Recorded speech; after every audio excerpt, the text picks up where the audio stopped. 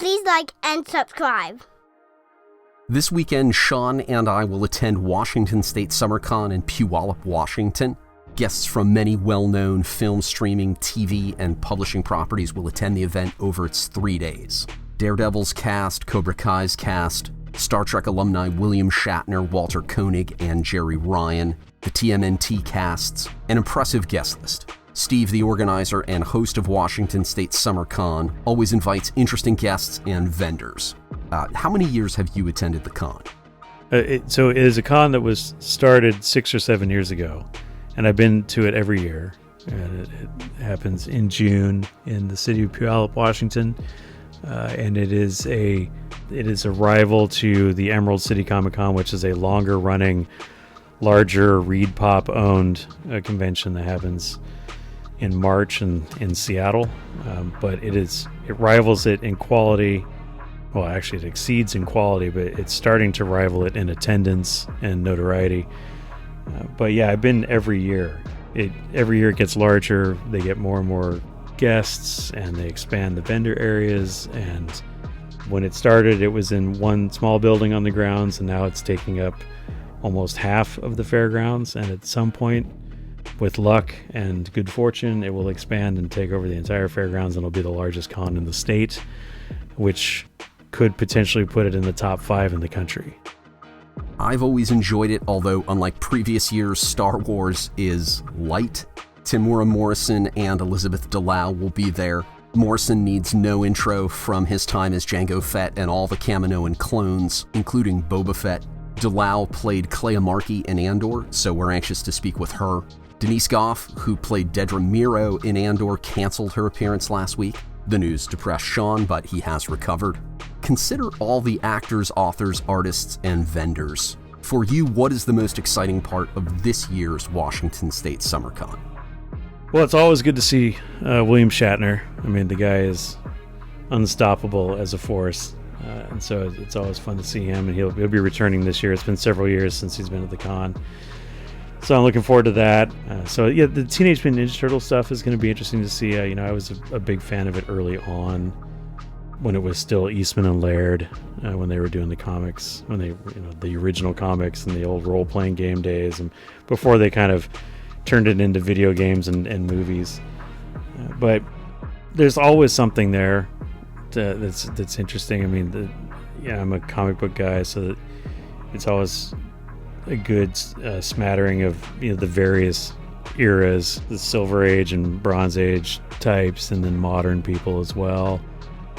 Vincent D'Onofrio will also be someone I'm interested in, but not because of the Daredevil action. I'm again a huge Full Metal Jacket person, so it's kind of funny. Like a lot of the people that he gets to come to the convention, you've got whatever their current thing is that's really super hot and everybody's into, whether it's a Netflix show or some movie that's just come out. But it's kind of funny because Hollywood actors and actresses appear in many, many things and many genres over many decades, and you can almost always find something in somebody's catalog that you were interested in. And it's kind of fun when you go to them and talk to them, and everybody's there because they're of their current thing, whatever the new hot property is. And then you show up with an old photograph of them, in one of their earlier films, and it's kind of fun because they almost appreciate that, not more, but it's a kind of a break for them, and they're kind of like, oh yeah, I remember that was a lot of fun. When the first year that Katie Sackhoff was there was right as she was being introduced in Mandalorian. And it was actually early enough. This was kind of an interesting thing. It was early enough in the process where when you went to her table, she did not have any Star Wars related items because there was some kind of contractual thing going on. So her live action Star Wars stuff wasn't available. That they had some pictures of Bo-Katan from Clone Wars, but they didn't have any live action stuff, and she was not allowed to have that at her table at that time. You could bring something if you had it, but she wasn't allowed to sell it. But it was that early on in the process, and I showed up with a Longmire photo because her character in that show is probably her best work and one of my favorite things And so it was kind of fun, talking about that with her, because again, everybody was there like, oh my God, it's Star Wars and and Starbuck and Battlestar Galactica, and everybody wanted to sci-fi nerd out. And I was like, how many Rainiers did you actually drink when you guys made that show? So anyway, yeah. The other thing that I'm planning on doing, and one of the things I'm looking forward to, is Timothy Zahn is going to be back and doing signings, and so I have all of his Star Wars books, and over the years I've had him sign all of them, but there's still 2 or 3 that I need to have him sign for me. So I will be heading to his booth, and then hopefully he has something fun and interesting for sale. He always has con type exclusive things available at his table, so I'm looking forward to that. Those are my big things this year. I think it's going to be pretty light on the celebrity stuff. I was really looking forward to seeing Denise Gao, but another time in another place we'll get that taken care of. But I think this year is probably going to be focused more on just checking out the vendors and seeing what they have. It's kind of nice. The con is big enough; it draws comic book sellers and toy sellers and other memorabilia swag people from up and down the West Coast now. It used to be a lot of local stuff when it first started, but now we have people coming from California and Oregon and all over Washington, and coming down from Canada to sell at this show. So there should be a really decent selection of merchandise to pick through, vintage toys and comics and all that kind of stuff. So I think that's probably going to be my focus this year. Hopefully we'll be able to set aside some time and get a show record, a brief breakdown of what goes on at ye old SummerCon. Hopefully we'll have stories, something to compare with the Italian situation from last year. Gotta talk about the Italian situation. Now might be the time to share the Italian situation. One of the funny things that did occur last year, or one of the things that we sort of found ourselves in the middle of, we were going to meet some of the Star Trek The Next Generation actors. They were all, a group of them were there at SummerCon after the release of Picard Season 3. So we had Jonathan Frakes and John Delancey and LeVar Burton and Mariana Sirtis and a few others, a few people associated with the writing and producing of Picard. And so it was a good group of Star Trek The Next Generation folks.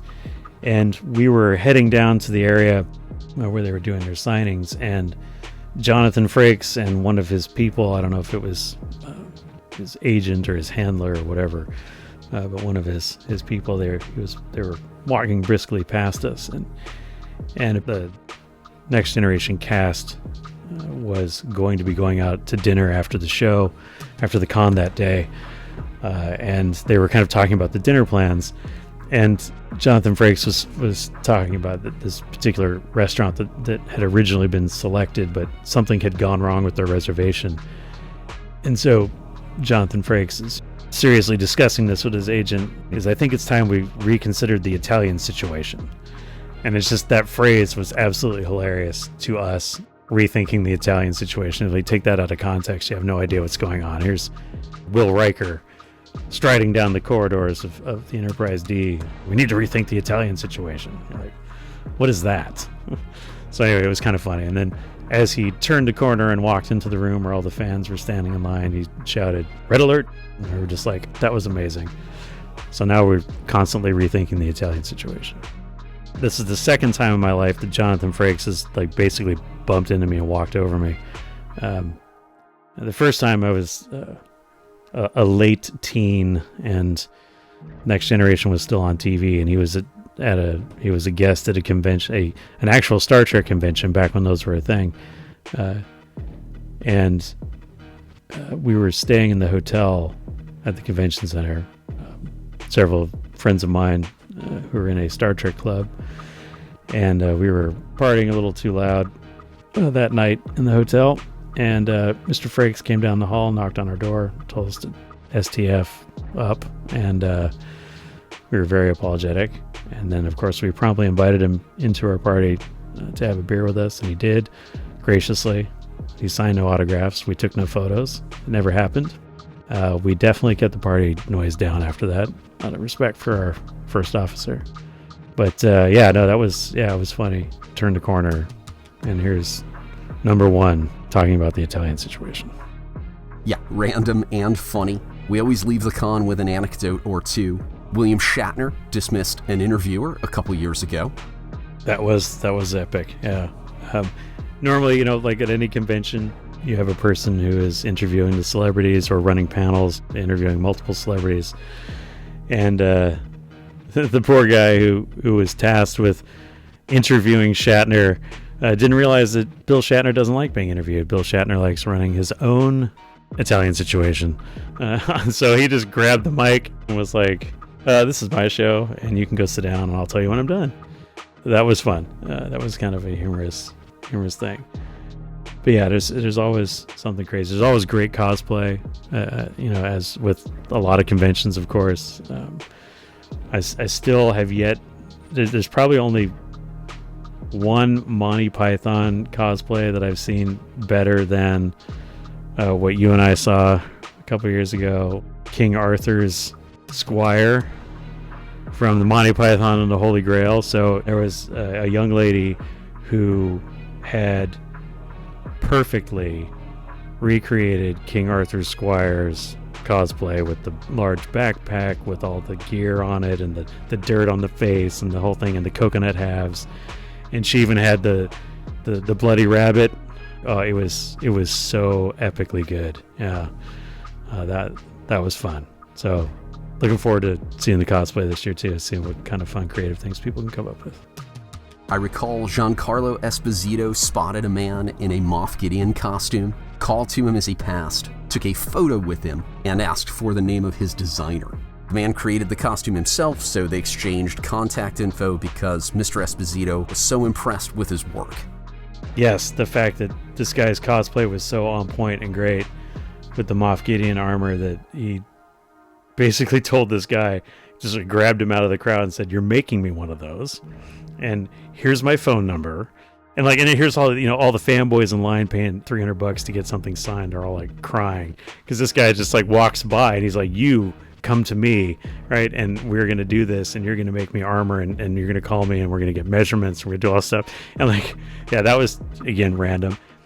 I'm fairly jaded about celebrities and important people, air quotes, important people, as one should be. But I will say that I have been pleasantly surprised with a lot of the people that we have run into or gone to see at these cons. It never ceases to amaze me how some of these people really get into their roles. They really love what they do, and by extension, they love the fan base and the people who enthusiastically support their work. And it's nice to see when it's a genuine thing. There's moments like that with Giancarlo where you see that and you're like, no, that's not acting, that's not pretend, that's not glad handing or ass kissing. That's actual genuine thing. I like what I do. I like that you like what I do, and let's celebrate that. Definitely. With more subscribers, perhaps we'll interview a few actors and authors for the channel. I'm looking forward to Washington State Summer Con.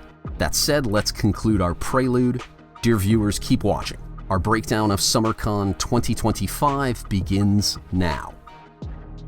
Hello, my friends. It's your least favorite host, Grand Admiral Sean here.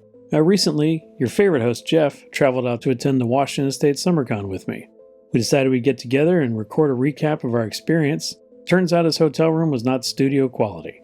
So I want to apologize in advance for the audio on this video. We appreciate all your support for the channel. Thanks again for everything you do. Hope you enjoy. And may God have mercy on your soul. Joining me for our 2025 Washington State SummerCon recap is Grand Admiral Sean. Welcome, Sean. Hello, my friend. Your overall impressions of this year's con. Overall impressions. So this year, again, another great con put on by Steve and crew. Tons of celebrities, a lot of fandoms represented, well attended. Despite some of the minor issues with the fact that the fairgrounds are under heavy construction right now, so some of the spaces were not available. So they creatively rearranged the con and took advantage of what they had available. So it worked out well. As we mentioned in our preview, we were a little underwhelmed by the Star Wars guests, and some of that had to do with cancellations before the show began. But Star Wars, with not having a lot of media out there right now, it was heavily focused on some anniversary nostalgia stuff, the Teenage Mutant Ninja Turtle movies, the Daredevil show concerned, so there was a lot of that there. And then, a few other 90s folks that crossed over various genres. There was some Star Trek folks there as well. We talked about that, Bill Shatner, etc. But all in all, it was a good show. Because Star Wars was not a major portion of the programming, we found that some of the vendors were light on Star Wars things. We were kind of hoping to maybe find some vintage toys or unique art items, things of that nature. But we did get to see a few things. Of course, Timothy Zahn, as always, was gracious and wonderful, and was kind when he pointed out that I'd already had my book signed by him. And seeing Elizabeth Dulau was fantastic. Tim Morrison, I believe he was supposed to be there at least all the way through Saturday, if not through Sunday, but he left midday Saturday, so that was a little bit of a disappointment for the folks that didn't get to see him. There was a few peripheral events for the con. We attended a Star Wars Collector Club barbecue on Saturday, which was wonderful. Shout out to the chef, JR. He's great. And some of the other clubs were well represented. The 501st had a large area there raising money for charity, which was great to see. In other years, we would have been frantic running around trying to make panels, see people get autographs, dig through the bins for toys and whatnot. But this year, it was a much more leisure pace, which was nice.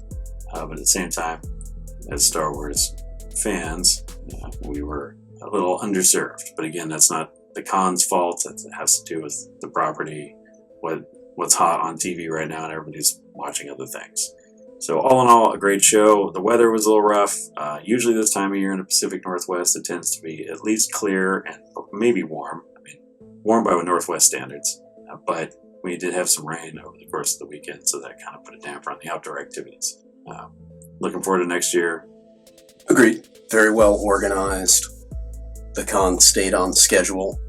The guests came and went to their photo ops and their lunch breaks on time and returned promptly. The crowds were well managed.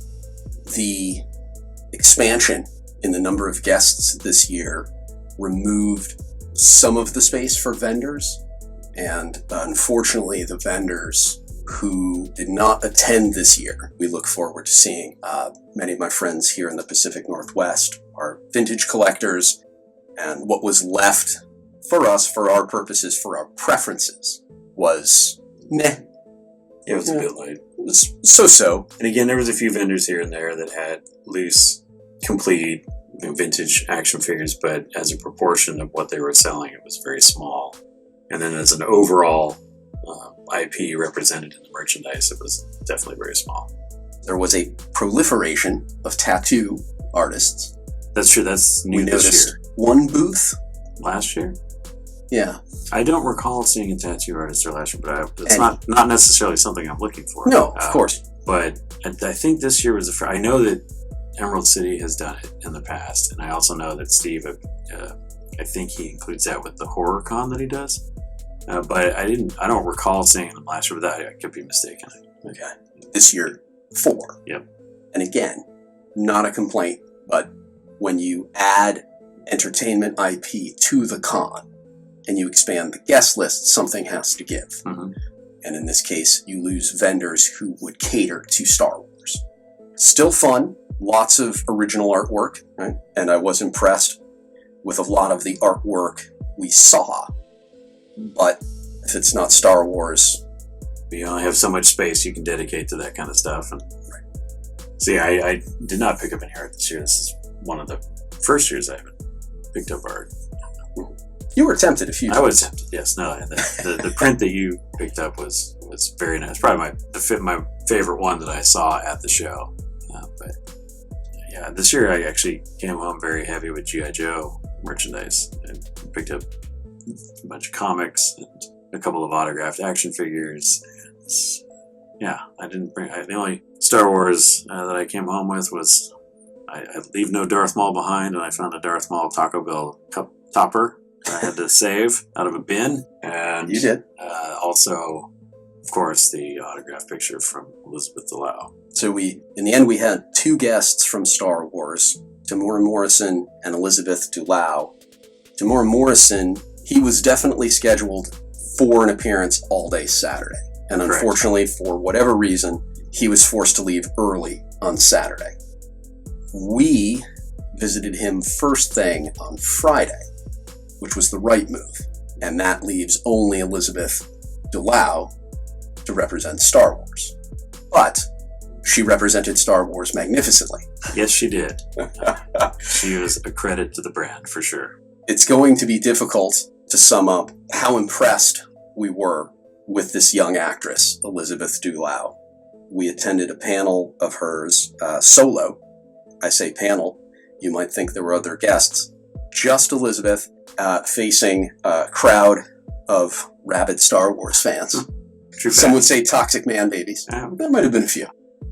This woman absolutely floored us with her knowledge and her commitment to Star Wars. Her first question was, how did your role in Andor come about? And she explained that she'd gone to the Royal Academy for the arts, studied acting, and she received an audition immediately. She said she was not steeped in the lore. She was not a Star Wars fan. But you would never know it because she could tell you what her character was doing in every episode of Andor in which she appeared and made connections to the greater Star Wars galaxy from Andor, not only for her character, but for other characters. So it was, again, it's difficult to put into words. Absolutely. In her panel, the things that we talked about afterwards that were so impressive. Not only the fact that, unlike a lot of these Hollywood types or whatever who roll in and are like, oh, I've been a Star Wars fan since way back, and me and my siblings, we used to play Star Wars in the backyard, which is abject lies for most of them. I'm looking at you, Ryan Johnson. But the fact that she was honest about, I didn't know anything about it. I vaguely remember watching it once with my father, and what I remember from the first movie was there was a desert there, which was hilarious. And it's like, yeah, it was like most of the movie, but that's okay. But she then, like you said, she then said, well, if I'm going to do this thing, I need to know this thing. And for her, as a professional actor, as someone who actually is a professional at acting, learning everything you need to learn about your character, speaking with the writers and directors about what's supposed to be happening with the character, making suggestions based on your research. You know what I think might be happening in this scene here? Should we play it like this? All these things speak wisdom beyond her years, and since this was her first role right out of acting school, her approach is one of you would expect from a seasoned actor who had been doing this for decades, and she did it wonderfully. And and then going on the conversations, the question from one of the attendees of the panel regarding the situation between Vel and Clea at the end of the show, like, are they dating? And whatever you think about that, whatever your headcanon is, I appreciated her answer because whatever her politics are, whatever her belief systems are, she didn't inject it into anything. She just said, you know what? I'm going to let you guys think about that. I'm going to let you guys write your own headcanon on that. I don't want to spoil anything for you. And the fans aren't doing it in a disingenuous way. I mean, they're genuinely interested when they ask these questions. But she avoided accidentally being dragged into some kind of controversy. It's like, the next day on the internet, they'd be Something like, Elizabeth Dulau said blah, blah, blah. Something that would have been weaponized right. or politicized. Exactly. Yeah. Which again shows a maturity beyond her years. I mean, at 25, I was out causing controversies like on a daily basis because I had no filter. It was really wonderful. And listening to her talk, I mean, the fact that she knew all the characters' names. She could tell you, okay, in season 1, episode 7, on this particular moment, we were doing this thing, and the total recall that she has, I mean, this stuff was filmed 5 years ago. The total recall that she has about what was going on, what the actors were talking about, what Tony Gilroy was telling her was really impressive to hear. And then, by extension, her conversation about what got her into acting and what types of films have inspired her and things like that. And she has a real love of cinematography, which came out in her answers, talking about the films that she's impressed with and how they're shot and all those things. And then with her praise to, how the Andor series was done and the cinematic way in which that show was handled, which we've talked about in previous recordings, that compared to everything that showed up out the volume, this show looks like Oscar-worthy cinema. It should be in the Criterion Collection or something.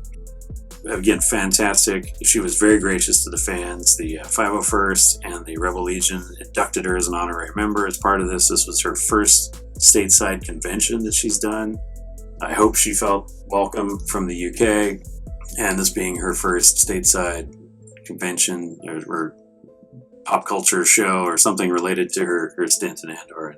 You could tell that she takes the responsibility of being a member of the Star Wars family seriously. She kind of expressed her understanding of the importance of Star Wars to the fans in a real way, not in a cynical way like Kathleen Kennedy might, but in a very real and genuine way. And she really did say that she was concerned that her performance did justice to Star Wars and that it made the fans happy.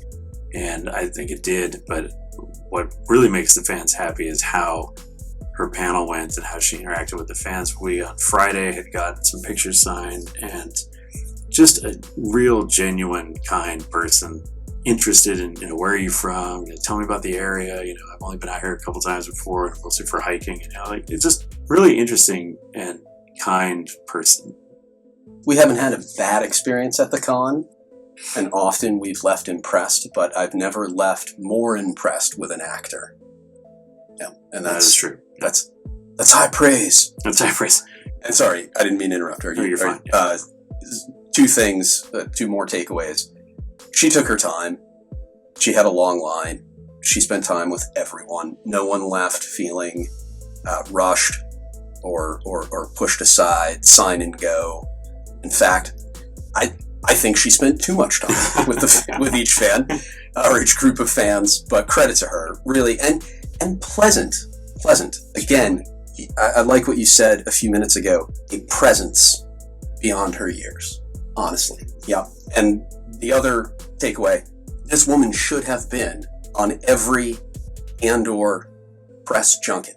Yes. Every PR event for Andor should have included Elizabeth Dulau. Mm-hmm.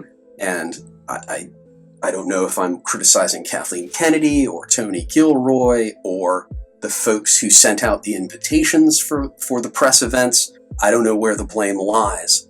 But unless she had a scheduling issue, you need this woman. This is an actress who can represent your brand for years to come. She can be an ambassador for Star Wars. This is the person, or one of the people, because it'll take more than one. This is one of the people who can carry Star Wars forward. So, credit to you, Elizabeth. Yeah, she's definitely someone you could build the brand around.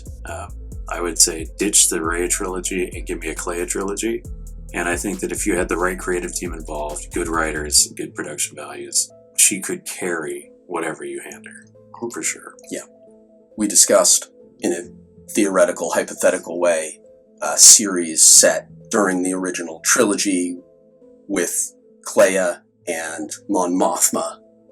There are many stories to be told during the original trilogy, and the expanded universe has told a few of them. But now you have this great character, this great actress, and of course Genevieve O'Reilly is also a great actress. So many of the people, almost everyone involved in Andor, delivered these great performances. Get them back. Tell more of those stories. And I'm going to go out on a limb and say the fan base will be more interested in stories told during the original trilogy era. The reason for that, obviously, being the sequel trilogy and a few of the failed Disney Plus series that we've seen. But again, here's a character who might continue, who might go beyond even the original trilogy based on her age. So I think we have opportunities. I don't know if Dave Filoni and Kathleen Kennedy will take advantage of them. Only if she plays Ahsoka. Now Dave likes her. She'll have her own series. Yeah, right? Sad but true. Cynical. Yes. One of the things that we found particularly germane to the channel here and some of the feedback that we've been receiving on previous recordings. Elizabeth herself was discussing the flow of season 2 of Andor and some of the pitfalls of compressed storytelling and what was going on. And she felt that the first half of the season was slow, and she didn't use the word filler, but as a polite English woman might, she used adjacent words, and pretty much confirmed our suspicion that, the pace of the season came from the fact that it was compressed, and that Tony tried to do the best he could to get the payoffs out of what he gave us. But everyone was kind of feeling the pinch, but she even said that the first several episodes, the first 6 episodes of the season were slow, but then it finished well. And I think maybe she's a little biased because she was heavily featured towards the end, but when the cast of the show is agreeing with you that the first half of the season was a little tedious, we feel vindicated in the comments section. I took flack for criticizing the first 6 episodes of season 2, questioning the purpose, the pace. But we thank you for watching. Please like and subscribe and hit the bell for notifications. We do. So keep those comments coming. We like the fight. Keeps us lean and trim. So one actress's perspectives don't completely validate my criticism. However, they at least partially. I'll go full validation. I'll take it. Well, thank you. There was satisfaction to be taken for me, folks who didn't watch all of our reviews for Andor Season 2 don't realize, come episode 7, we appreciated the Gorman arc so much. We loved the Clea and Luthen episode. I mean, we believe that the series finished strong. We wish we'd gotten a consistent season 2. We didn't. We're not unhappy, but I don't see myself going back and rewatching episodes 1 through 6 of season 2. I will start season 2 with episode 7, and I will go forward. Yeah. Now, one other thing she was talking about, of course, the fans come up and they ask the questions, and so one of the questions that she got was about, would you consider doing work in other Disney franchises like the Marvel Universe and things like that? And she said something that kind of stuck with me. She was talking about these large pop culture franchises that have massive followings. And she said that in Hollywood, a lot of the actors and studios and other, movers and shakers and power brokers there view these with a bit of derision, a bit of scorn. The word I believe she used was that they were snobs about it. And that she understands and respects the fact that the reason why these franchises are so large and so beloved, followed by so many people, is that because they have a long history and that they've been developed and well written in the past. And sometimes, maybe the most recent movie isn't the best exemplar of what Marvel was able to produce or DC was able to produce. But she respects the lineage of those things, and she also respects the fan bases, and she understands that if people have the respect for the IP like Tony Gilroy did. Yes, Tony Gilroy was telling a story that he wanted to tell, but because he said it in the Star Wars universe, he was also respectful of the Star Wars universe with his story. And if you can find those people to make movies for Marvel or DC or whatnot, that there's no reason why it can't be considered good entertainment as opposed to something less than that. And so, by extension of that, someone had asked her, will you come back to Star Wars?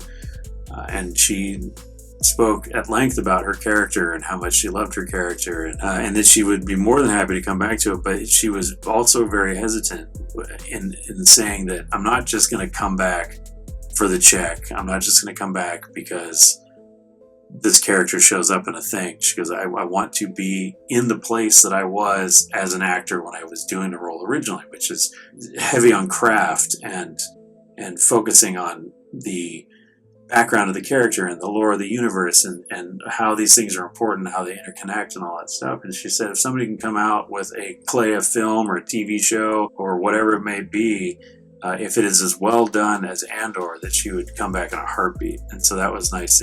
She has these standards. It's like some people would just jump at Star Wars because somebody says it's a Star Wars. Like, oh yeah, cool, right? I can get on the con circuit and get free lunches for the rest of my life. Big paycheck. Yeah, big paycheck.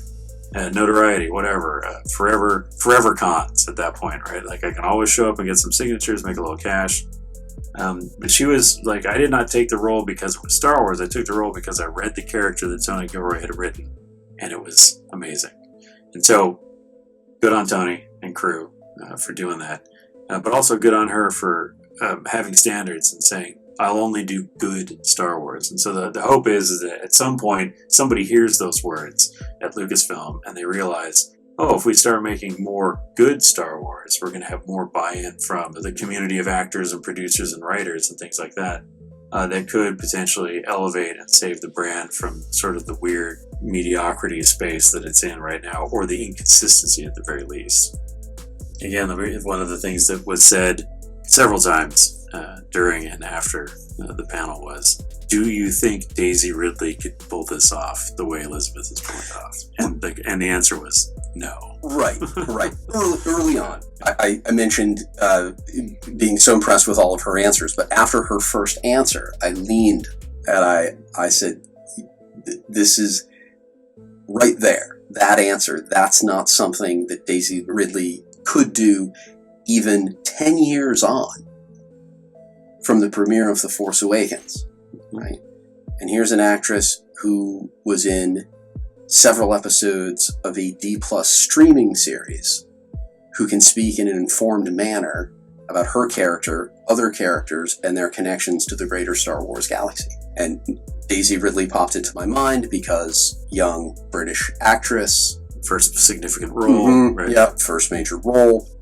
I guess I am criticizing Daisy Ridley by praising Elizabeth Dulau, but it's less about criticism, but just her approach. She never invested to the level that Elizabeth Dulau has already invested in Star Wars. If you were to have a conversation with Daisy Ridley, I doubt Daisy Ridley could walk you through her character across 3 films and what she was trying to convey, what she was given in terms of direction, her relationship with the different directors, Rian Johnson and J.J. Abrams, etc., etc.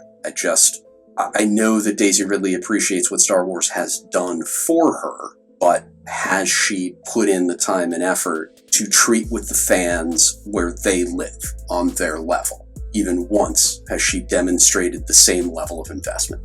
Yeah, I don't think she has. And again, it's not to necessarily diminish Daisy Ridley as a person, but the process, being an actor, very clearly Elizabeth takes the craft seriously. And like we said earlier, she wasn't a Star Wars fan before, but understanding the role and understanding the significance of the IP, she took it upon herself to invest the time to become conversant in the lore, the larger universe that her character would be working in. That, again, shows a commitment to a craft. It's not necessarily that one is a better person than the other, but one definitely takes their job more seriously. Her job in Star Wars. Right. Well, I mean, what has Daisy really done in Star Wars? No comment. So, perhaps that question answers itself. Again, yeah, I see great. I mean, if Elizabeth stays true to herself and stays true to her process, she has the chops for sure. Hopefully, she'll have a long career. We've met many actors from Star Wars projects, and she can more than keep up with us. She can tell you, this was the purpose of the scene. This is the direction I was given. This is what I brought to the scene. And she can speak from her character's perspective about the larger fabric and everything in between.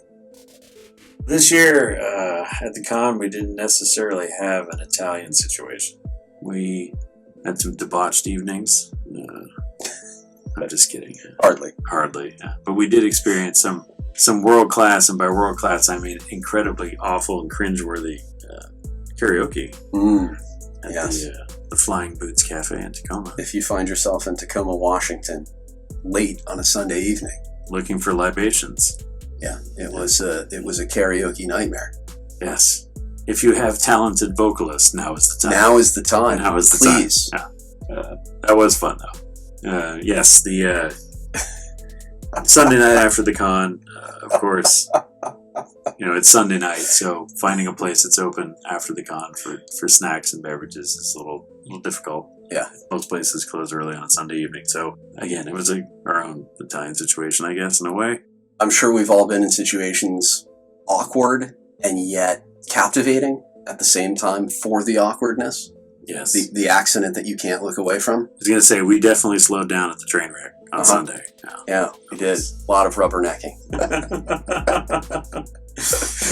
Oh, yeah. We late into the evening, after many chicken wings, we figured out that there's a pitch to TLC for a reality program that's some version of America's Got Talent, American Idol or something, but definitely being the Simon Cowell of karaoke, being what we're going to call it, the karaoke agents. Well, my something. Clearly the folks at the Flying Boots Cafe needed karaoke agents. Yes. Yeah, they needed someone to help them with song selection, stage presence. Every aspect of entertaining others was missing. Yeah, nobody was winning the crowd. Right. Everyone is picking songs too big for them. You don't have that vocal range. Correct. They're picking obscure songs That the crowd does not want to hear. No one can sing along. Yeah. No one will pay attention. Yeah. No complaints about the hosts. We're not discouraging you from going to the Flying Boots Cafe. Just think twice about a karaoke night, whenever that may be. The food is good. The beer is cold. The beer is cold. If you're not a karaoke person, just check their calendar before you step foot inside your door. At one point, I said my ears are being assaulted. To avoid trouble with the algorithm, I'll just say in a non-consensual way. In a non-consensual way, yes. Yeah. So we were on an aisle. Pretty much everyone who sang had to pass, coming and going past us, and we had some engagement. Folks sitting at the bar. Mm-hmm. One of the air quote singers looked at me and said something to me at one point while she was singing. I couldn't make it out. In any case, we were very much a part of the scene. We would deny it to friends and acquaintances later. That's right. Plausible deniability. There Yeah. are no photographs, there are no videos. Yeah. We did not sing. Mm-hmm. I want no association with this. You'll be getting your Flying Boots sweatshirt in the mail. Well, that's fine. I support the Flying Boots Cafe, as small local drinking establishments go. Better than most. So I would accept a Flying Boots sweatshirt in the mail, but what I won't accept is an audio tape. is the violence visited upon my eardrums for several hours. I'll send you a mixtape. Yeah. This past Sunday evening. It has been a fun weekend, though, all in. Yeah. With everything with the con and This all the aggression will experiences. not stand, man. Sorry, guys. This line you do not. Oh, and by the way, Chinaman's not the preferred nomenclature. So shout out to JR and Robert and Matt. And perhaps there will be other cons visited, so we can do this more than once a year, which would be great. Mm-hmm. So stay tuned for that. Yes. Perhaps a con south of the Mason-Dixon line. Perhaps. As always, thank you for having me, and thank you for being a part of the channel. Of course. Thank you for allowing me to participate in this madness that we do here at the Galactic Initiative. Again, be sure to hit like and subscribe, hit the bell for notifications. Anything you do to support the channel is always appreciated. I would look forward to hearing from you guys soon. Thank you, dear viewers. Galactic Initiative is not authorized or endorsed by Lucasfilm Limited. The name Star Wars and all related materials are registered trademarks of Lucasfilm Limited, a subsidiary of the Walt Disney Company, all rights reserved. Galactic Initiative is a registered trademark and other product and company names are trademarks of their respective holders. Use does not imply affiliation or endorsement.